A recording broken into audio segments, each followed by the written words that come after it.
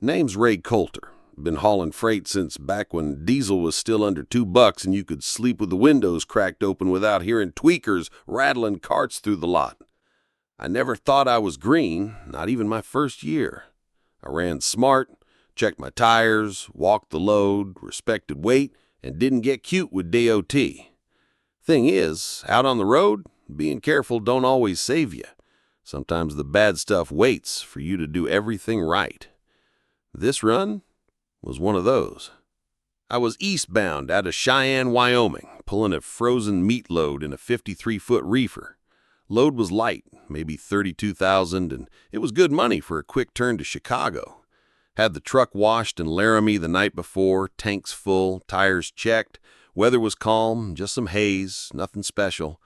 I planned to stop in North Platte for fuel and a quick bite, then push through Omaha and rest up on the Iowa side.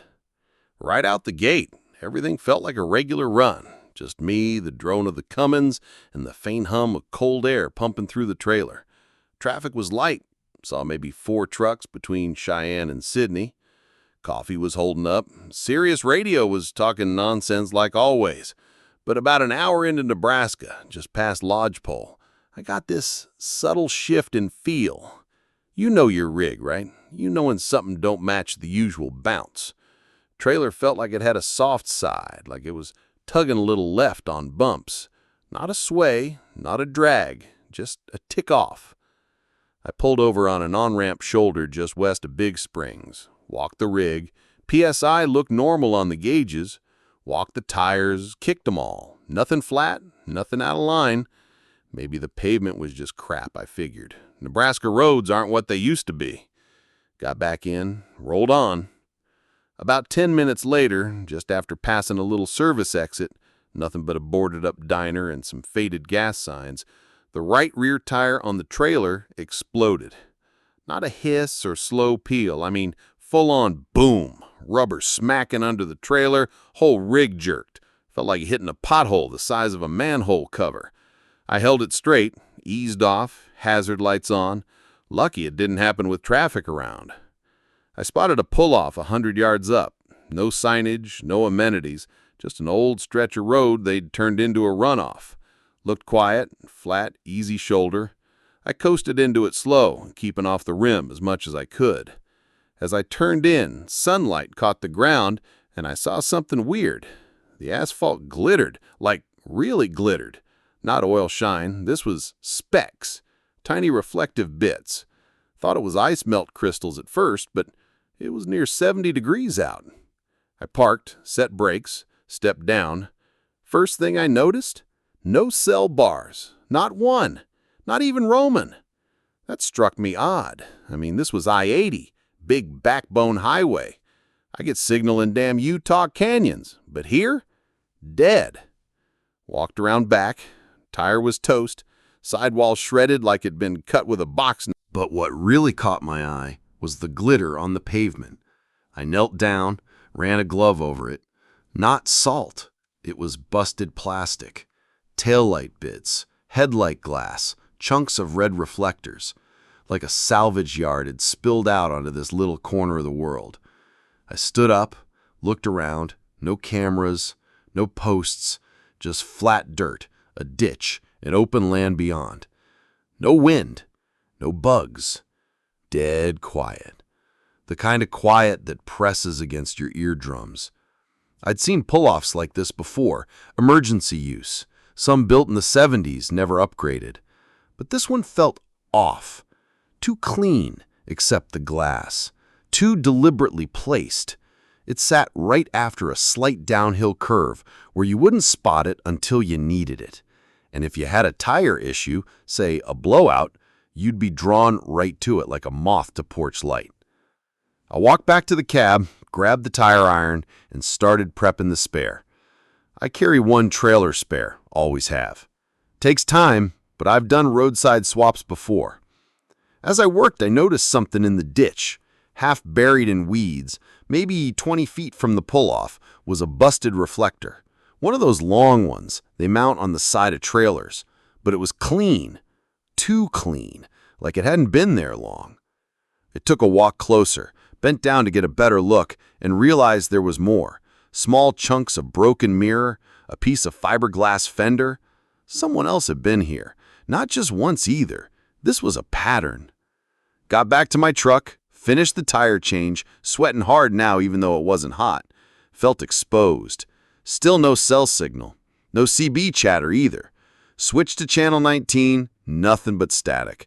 Not even the usual crackle of drivers jawing. That's when I saw it. A white pickup, maybe mid-2000s model, Ford or GMC, couldn't tell at that distance. It sat back on the shoulder of the interstate, facing west. Didn't move.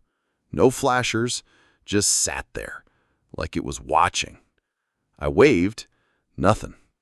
It didn't even nudge forward, just stayed. I stared for maybe 20 seconds, then it slowly reversed. Not turned around, reversed. Backed up the shoulder like a ghost. Eventually it rolled out of view behind the curve, and that's when I got back in the cab and locked the door. My gut was twisting now. I started the engine, got her moving, and didn't look back. The glass glinted in my mirrors one last time before the pull-off disappeared behind me. I drove in silence until North Platte, didn't turn the radio back on, didn't call dispatch, didn't tell anyone. I just kept thinking, how many trucks had pulled off there and never thought twice? How many blew a tire right at that stretch? How many noticed the glitter and how many didn't? Have you ever pulled into one of those weird no-name rest spots off the interstate? What happened? Drop it in the comments. I kept rolling east like nothing happened, but that stretch of road stuck in my rear view like a bad taste. Something about it sat wrong. I've had blowouts before, on bad recaps, on junkyard trailers, on dumb luck, but never like that. Never so clean. Never with a ready-made place to pull off right after. And sure as hell never with glitter on the ground like a damn warning sign. Didn't talk to anyone at North Platte. Just pulled in, fueled up, cleaned my windshield, and parked in the far corner of the lot to check the new tire again. It held. Lugs were tight, nothing rubbing. I got back on the highway, not really hungry anymore. The road between North Platte and Kearney is long and flat. Not much to look at, but empty fields and exit signs. But I couldn't shake the picture of that white pickup. Something about the way it backed up. Smooth, deliberate, like the driver didn't care who saw him. Most people don't reverse a couple 100 feet on a shoulder unless they got a reason to stay out of sight. About 20 miles out from Kearney, I passed another pull-off, older one. This one marked emergency only. I slowed down just enough to glance over. Looked abandoned. But same deal. Broken reflector shards near the edge, like someone had dropped a box of them and left. I started to get that feeling in my stomach again. Not fear. Not yet. Just pressure, like something was building and I was just now catching up to it. By the time I hit Grand Island, I needed to stop. Not for fuel, not for sleep, just to be around people. Pulled into a pilot off exit 312, lot half full, mostly dry vans and a couple flatbeds. Grabbed a coffee, some jerky, and headed inside to use the head. On the way back out, I saw an old Pete pulling in. Classic red with black fenders, lots of chrome, nothing flashy, just cared for. Driver was maybe 60, clean ball cap, long ponytail, walked like he'd been in boots his whole life. He nodded at me like truckers do when they see something in your face that ain't weather. "Where you headed?" he asked, real casual. "Chicago? Picked up out of Cheyenne," I said, taking a sip of my coffee. "Supposed to be there tomorrow night." He looked past me, toward my trailer, then back at me. "You come through Lodgepole this morning?" I blinked. "Yeah? Why?" He scratched his chin and said, "You get a blowout?" That stopped me cold. I stared at him, then gave a half nod. "Rear right on the trailer, about 20 minutes past Sydney." He whistled low.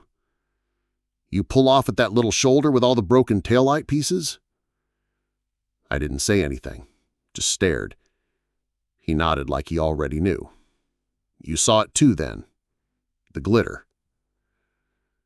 We stepped off to the side, near the edge of the lot, where it was quieter. He leaned on the concrete guard post and lit a smoke. Offered me one. I shook my head. You ain't the first.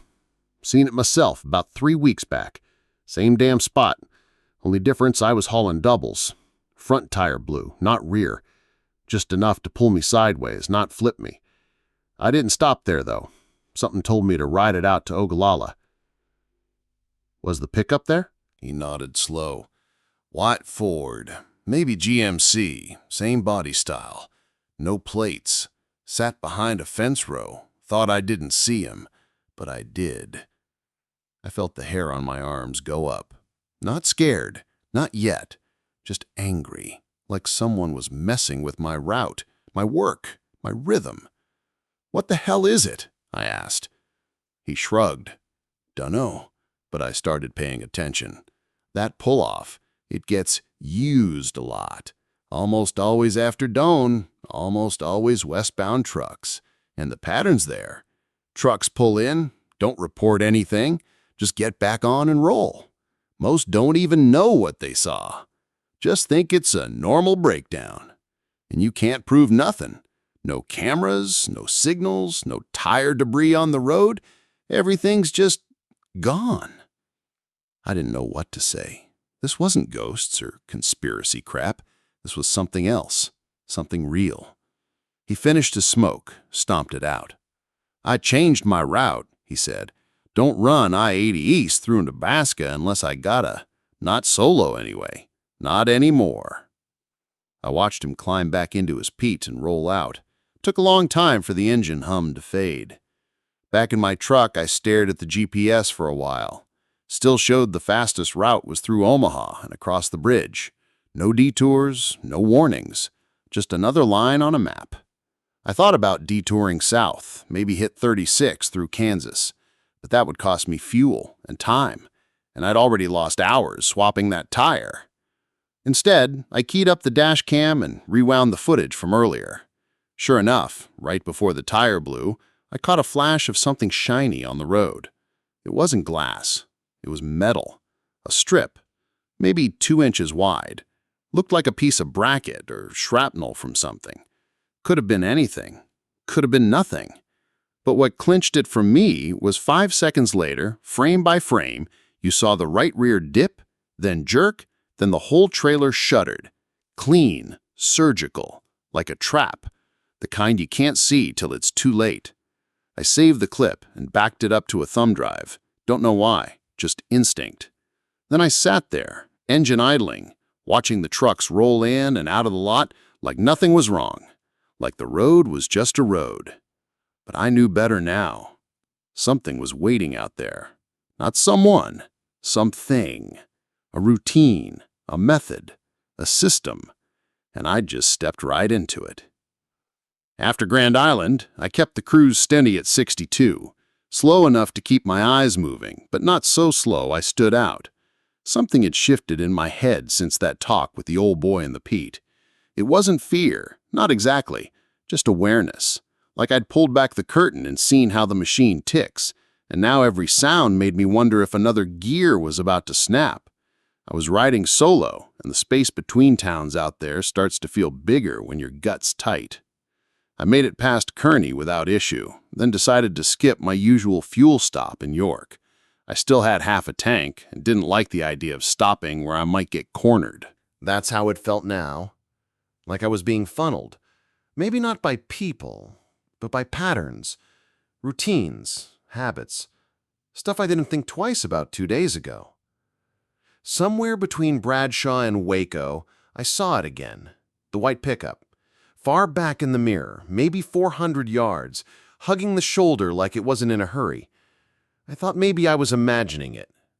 Could have been a different truck, but I watched it for a mile, and 2, then 5. It kept the same distance, never closed, never dropped back, just hung there, like a shadow.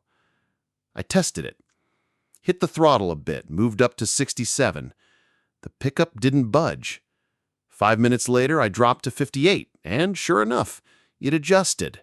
Not instantly, like whoever was driving it didn't want me to know they were matching pace, but deliberate. No doubt now, I had company. That's when the CB crackled to life for the first time in hours. "Eastbound in the white Freightliner, you got a copy?" It was a man's voice. Midwestern. Calm. Too calm. I hesitated, thumbed the mic. "Go ahead." Long pause. Then, "You're leaking something off your rear." I checked my mirrors. Nothing. Reefer was sealed tight, lines were clear, nothing on the road. I keyed the mic again. "Doesn't look like it from here." Another pause. Then, "Might want to check before it gets worse." I didn't respond, just shut the CB off. Whatever this was, it wasn't about fluid. 10 minutes later, I passed a rest area sign. One of those new ones, with solar lights and fancy trash bins. Normally, I'd stop, walk the lot, maybe catch 10 minutes. But my hands were sweating, and my right foot wasn't coming off the pedal. The pickup disappeared after that. No sign in the mirrors. No shadow. It was like it had never been there. But I wasn't buying it. I pulled into a Love's east of Lincoln and parked facing the exit. Didn't shut down, just idled and watched. After 20 minutes, a different trucker knocked on my door, asked if I was staying the night. I told him no, just taking a break. He nodded, didn't push. That's how we are out here. No one asks twice if you don't want to talk. Once he left, I circled the trailer again. No leaks, no damage. The new tire was holding. But I saw something else. Just under the edge of the trailer, near the landing gear, someone had smeared grease. Not oil. Grease. Dark. Fresh. And it wasn't mine. I don't use that brand. It was too thick, too black, like the kind you find in salvage yards. It wasn't there in Grand Island, I was sure of it. Now I was rattled. This wasn't just some highway weirdness or paranoia. Someone had been near my rig. Up close. Close enough to touch it. I got back in the cab, shut the engine down, and locked up tight. Pulled the privacy curtain, but I didn't sleep. Not for hours. Just lay there, with the dome light off, one hand on the flashlight, listening for footsteps I never heard.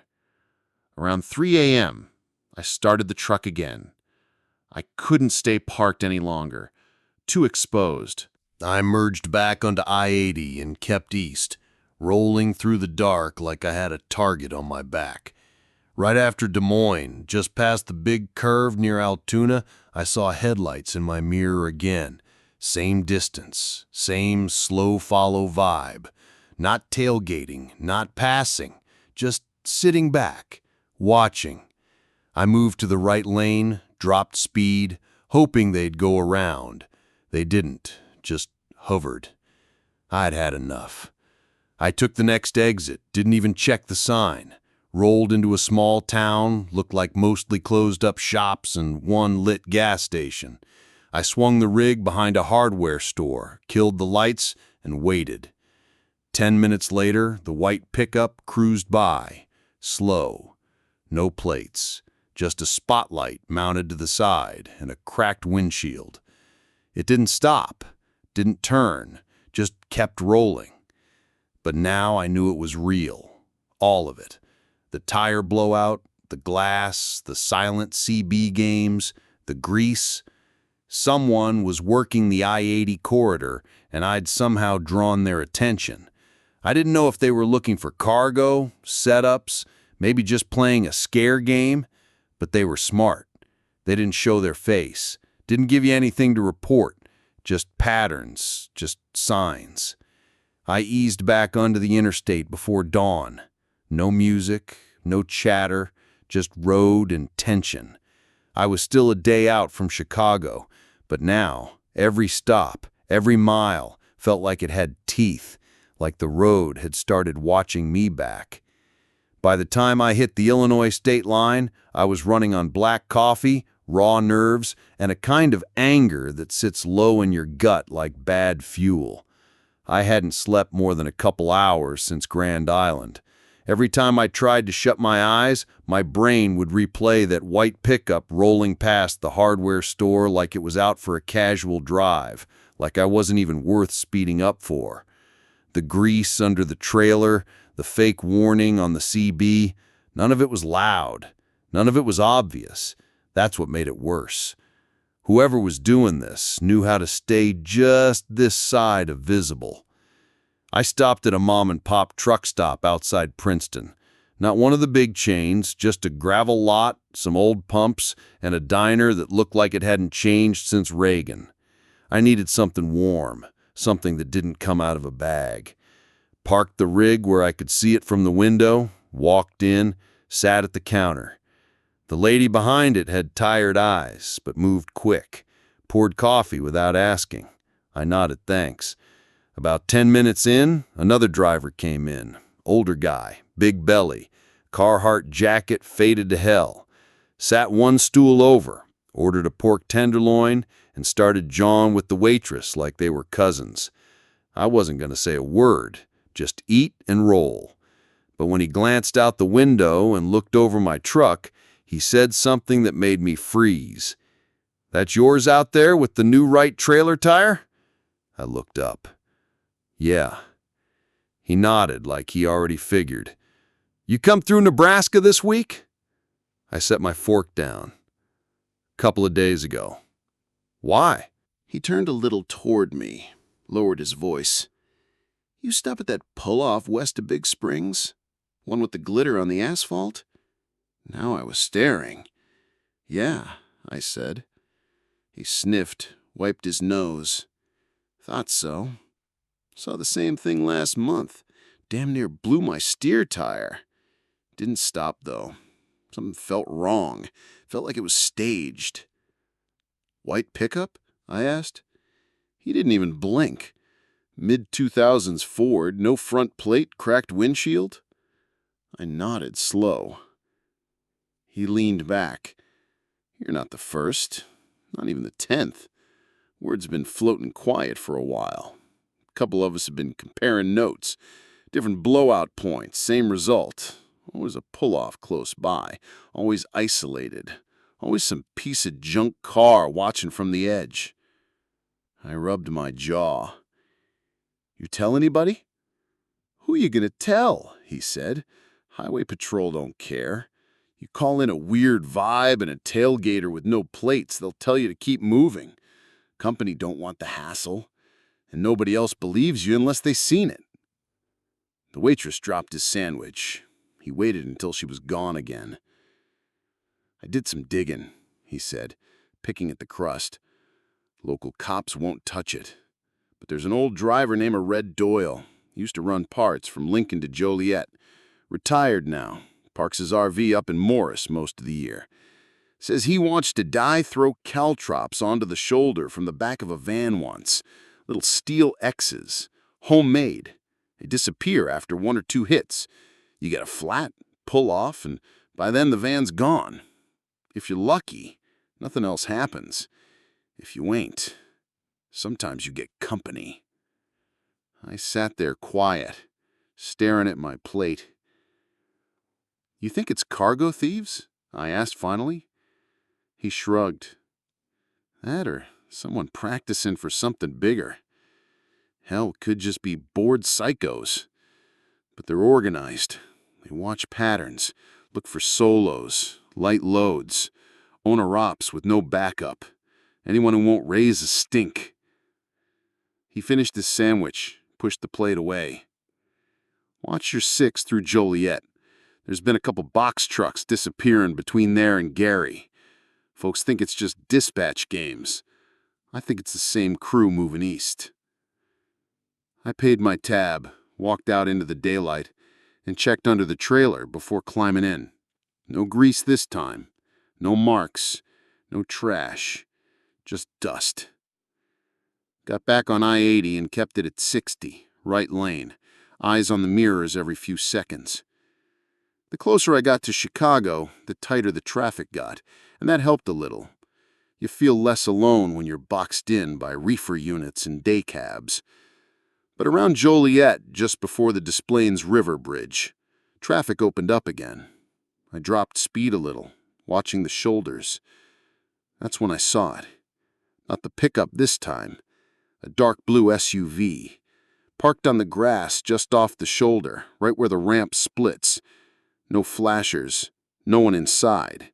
Just parked there like it ran out of gas. Except the front wheel was turned, like it had angled out to chase or cut off. I didn't stop. Rolled through to the receiver's lot on the south side of town, backed into a muddy dock, and dropped the trailer without even killing the engine. Yard dog waved me off, didn't ask questions. I signed the BO well, grabbed a receipt, and left empty. About a mile down the road, I pulled into a Wendy's lot, parked across the back where they let us bobtail if we eat inside. Went in, got a burger, and sat by the window. And then I saw it again. Not the same SUV, not the same truck, but a white sedan this time. Just creeping through the lot, not parking, not looking for food. Windows tinted, no plates. Rolled out the other side like it was nothing. This wasn't just about one highway anymore. They were expanding, watching, maybe testing. Or maybe I was just seeing it now because I knew what to look for. I got a short reset outside Chicago, motel off Cicero, one of those brick boxes you park in front of your room. Cheap, but decent locks. I needed a hot shower and a bed that didn't rumble. Company threw me a short load out of Joliet going down to Peoria. I took it mostly to get moving. Didn't want to sit. Sitting meant thinking, and thinking meant I'd spiral back to that white pickup, the grease, the radio voice. The load was light, spools of insulated copper, maybe 10,000 pounds total. Easy haul, 2-lane rod mostly. Dispatch said the consignee would take me as soon as I arrived. I rolled out after breakfast, still dark, roads empty, just the glow of early morning semis creeping down the ramps. Joliet was always rough around the edges, but something about that morning felt tight. A lot of slow cars hanging back in left lanes, brake-checking nobody, like they were waiting for someone to flinch. I got south of town, out past the last warehouses, when I saw it again. Not the same pickup. This one was darker, maybe gray, dirt-caked, no decals. Sat on an old service road parallel to the highway, behind a half-burnt billboard. Just far enough you'd miss it if you weren't looking. But I was looking. It didn't move, but I knew it was there for me. Not because I'm special, because I was predictable. That's how these people worked. They don't need to chase you if they know where you're going. About 30 miles out, 2 cars boxed me, both beaters. One pulled ahead and tapped the brakes.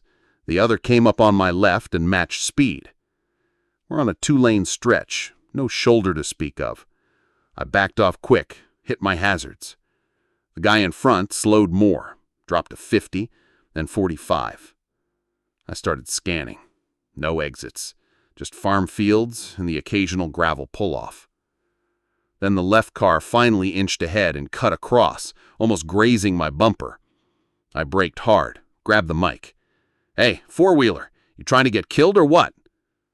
No reply.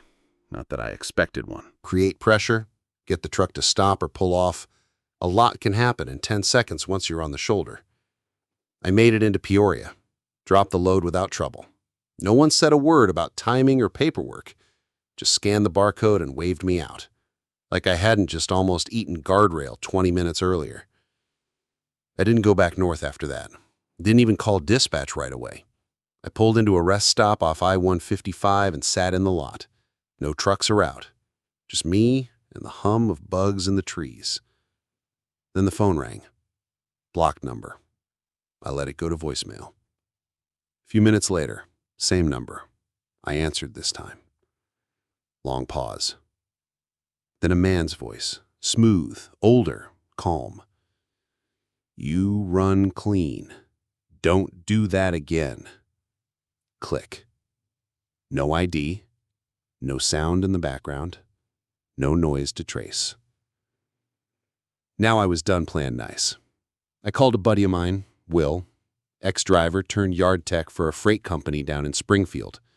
He owed me from back when I helped him get out of a jam with a busted reefer unit and a late load to a Walmart DC. He picked up second ring. "What's good, Ray?" I told him straight. I need a place to sit for a night, off-grid, not in a yard, not in a lot. He didn't ask why, just gave me an address to a grain silo yard outside Chatham. "Old man runs it. I'll text him you're coming. Just park behind the bins and keep your lights off after 10. I got there just before dusk. Nobody followed. I watched my tail the whole way. Parked the Freightliner nose first into a patch of dirt behind the second silo. Turned everything off. No idle, no lights, just the sound of cornfields rustling. Will showed up with beer and silence. Sat on the tailgate of his old Ram and waited for me to talk. I laid it all out. The blowout, the pull-off, the white truck, the other drivers, the fake CB call, the car that boxed me near Peoria, the block number, everything. He listened, face tight, only nodding now and then. Finally, he said, "You think it's a ring?" "It feels like it. Feels like they're watching certain lanes, waiting for repeat runs, targeting light loads, no team drivers, no tracking, keeping it quiet." He drank from the bottle, didn't say anything for a minute. Then, "You still got that dash cam?" "Yeah. Saved clips from Nebraska and Iowa." "You need to back that up, Ray, twice, and get it off your rig. If they're organized, they know what to scrub." "I already pulled one to USB." "Good. Make another." We sat there until the sky went full black and the bugs got loud. He left just after 10. I locked the cab, sat in the dark for a long time, listening to grain dryers thumping behind me. That night, I didn't sleep much. Every crack of gravel outside had me sitting up, knife in hand, boots on. Next morning, I left before sunrise. Took the long way to the interstate. Didn't use GPS. Didn't call dispatch until I was 100 miles out. I told them I'd take the next load out of St. Louis. No more I-80. Not for a while. Maybe not ever. I ran out of St. Louis. Lewis with a dry van full of papered goods headed down to Dallas. Company didn't question the reroute. I gave him some line about construction and detours up north, and they didn't push. They needed the freight moved. Didn't care if I got there by the Mississippi or the moon, as long as the POD came back signed. I kept it off the books, didn't mention Nebraska, didn't log that weird call or the cars that boxed me. I wasn't in the mood for lectures from some 25-year-old safety rep who's never seen a way station from the cab. But even though I was rolling south now, out of that corridor, I couldn't stop watching the mirrors. Every time I saw an unmarked vehicle, beat-up pickup, old sedan, anything with tinted windows, I braced for it. Thumbed the Jake, checked lanes. It was like the threat had burned itself into my habits. Even when nothing happened, I was waiting for something to. Delivery into Dallas was clean. Warehouse on the west side, real outfit, cameras on every post, security with clipboards, not just some kid with a vest. I got unloaded, signed out, and was ready to turn north again when I got a call from dispatch. "You okay with the return to Des Moines?" the voice said, some new guy I didn't know. "We got a partial coming out of Fort Worth. Light, pays good, headed back through your old lanes." I didn't even hesitate. "No." Silence. "You mean no Fort Worth, or?" "I mean no Iowa, no Nebraska, no I-80. Long pause. He was typing something. I could hear the keys. "You have a reason?" I thought about lying. Thought about saying I was sick or family or mechanical, but I'd had enough. "Listen, something's going on out there. You folks know it. Maybe not officially, but you've heard the calls. You've had drivers report weird stops. You've had late loads and busted tires and no one asking questions." Another pause. Then the guy said something that told me more than I expected. "Noted. I'll put you down as southbound preferred." That was it. No argument, no policy reading, just a flat line. They knew. I took a load to San Antonio instead. It was uneventful, smooth miles, mostly 4-lane, but I couldn't shake the sense that I was off-grid now. Like by saying no to I-80, I'd marked myself. Not with the company, with whoever had been watching. A couple days later, I was doing a pre-trip outside Amarillo. Sunrise hitting the hood, coffee steaming on the dash. Everything looked good, but when I checked the side box, the latch was bent. Not much, just enough to know someone had popped it. Nothing stolen, nothing moved, just opened. That was worse than theft. I checked my dash cam storage that night. All the footage from Nebraska? Gone. I hadn't touched it, didn't delete it. The drive was there, but the folders were empty, like it'd been wiped clean. I called Will. "You still got that USB I gave you?" He said, "Yeah, locked in a metal box in my basement." "Why?" "Mine's gone." He didn't even swear. Just said, they're in it deep, man. You think they're inside companies? I think they're somewhere between logistics and law. Not official, but close enough to stay invisible. I drove in silence for hours after that. Later that week, I dropped into the main terminal in Kansas City. Routine inspection, company policy. They scan the ECM, check tire wear, look for engine codes. Some greenhorn in the office pulls my logs and waves me into the back. "You got a tire replacement log back in Nebraska?" I nodded. He clicked a few times, squinted at the screen. "We got no record of a vendor." I did it myself, had a spare, swapped it roadside. He gave me a look like I was crazy. "Policy says we don't allow roadside trailer repairs without calling in." "Yeah?" I said. "Well, I didn't feel like waiting around for a service truck that might never show." He didn't press it, just printed the inspection sheet and sent me on my way. Next morning, my fuel card didn't work. Called the card line, got a voice that said the account had been flagged for review. No explanation, no estimate on when it'd be cleared, just internal process. I paid cash, moved on. Later that night, I got a text from an unknown number. "You're off course." That was it. No name, no link, just the message. I deleted it, powered the phone off, and pulled into a lot in Wichita I knew was dark and quiet. Parked between two reefers, locked up, covered the windows. Didn't sleep. My name wasn't important anymore. My truck wasn't just a rig. It was a target or a ghost, depending on where I pointed it. I wasn't sure which one I'd rather be. I didn't tell anyone else. Didn't call home, didn't post. I just kept rolling south and west, sticking to roads where the shoulders had grass and not glitter, where the only glass on the ground came from someone's busted tail light and not a setup, where the only eyes on you were from truckers trying to stay awake, not someone timing your movements. I'd crossed a line. Didn't know where exactly, or when, but I knew I wasn't going back, not without paying a price I didn't want to know. I run different lanes now. Texas, Louisiana, Oklahoma, sometimes New Mexico if I'm feeling bold. I don't touch Nebraska.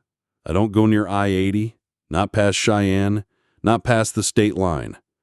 Doesn't matter what the rate says or how light the load is. Company figured it out after the third refusal. I didn't explain. They didn't ask. That's how it works when you got miles behind you and enough quiet to make folks uncomfortable. I switched carriers a couple months back. Local outfit, fewer terminals, fewer layers. Dispatch knows my name, not just my truck number. It's not perfect, but they let me run solo and don't question my routes as long as the load gets there on time. I installed a new dash cam system, wired it myself, double backups. One goes to a micro SD, one pushes footage over the air to a cloud I pay for out of pocket. I check it every night like it's part of the pre-trip. I still see things. Not often, not like before, but sometimes a white truck sits too long in the rear view. Or I catch a beater sedan waiting at a way station exit and it doesn't move for anyone but me. Sometimes I stop at a rest area and there's glitter on the pavement, and I feel my hands start to sweat, even if it turns out to be nothing. Sometimes nothing feels worse than something. I was fueling up in Abilene when a young driver walked up, kid, maybe just out of CDL school, still clean shirt, still excited to talk about torque ratios. He saw my dash cam setup and asked where I got it. I told him I built it from parts. He asked why. I just looked at him and said, because someone else is watching. He didn't know what to do with that. I don't give advice anymore. I just observe. They either learn or they don't. Some folks only see traps after they've driven into them, and some never see them at all. That's the part that eats at you. A few weeks back, I ran into Red Doyle, the retired guy I'd heard about. Turns out he parks his RV south of Amarillo now, helps a buddy manage a grain yard part-time. He recognized me before I did him. "You're the guy from Big Springs, the glitter lot." I nodded. We talked for 2 hours that night, sitting on folding chairs under the awning of his trailer. He told me he used to run that stretch weekly, said the traps go back farther than I thought, 90s even. Different methods, same result, always low profile, always just shy of provable. "You ever try reporting it?" I asked. He laughed. "Once. Filed a report with state police out of Lincoln. Never heard back. 2 days later, my company got audited. Random inspection. Shut us down for paperwork they never cared about before. After that, I kept my mouth shut and watched the road like it had teeth." I told him about the call, the message, the wiped dash cam. He didn't flinch. "They're not chasing you," he said. "They're conditioning you. Get you used to looking over your shoulder. Get you used to silence." I asked him what he meant. He took a sip of whatever he was drinking, brown, strong, and said, "They don't want to stop you. They want to see what you do under pressure, whether you fold, whether you comply, or whether you reroute." "Well, I rerouted," I said. He looked me dead in the eye. "Good. That's step one." That stuck with me, not because it made sense, because it sounded like he'd said it before, maybe to someone else, maybe to too many someones who didn't make it past step one. Every now and then, I still think about that original pull-off west of Big Springs. I wonder if it's still out there, still clean, still sprinkled with broken taillights and plastic bits that shimmer just right in the morning sun. I wonder how many rigs it's taken since mine. I wonder if the same pickup still waits down the road just past the trees, half in shadow, no plates. But I don't wonder long, because I don't go that way anymore.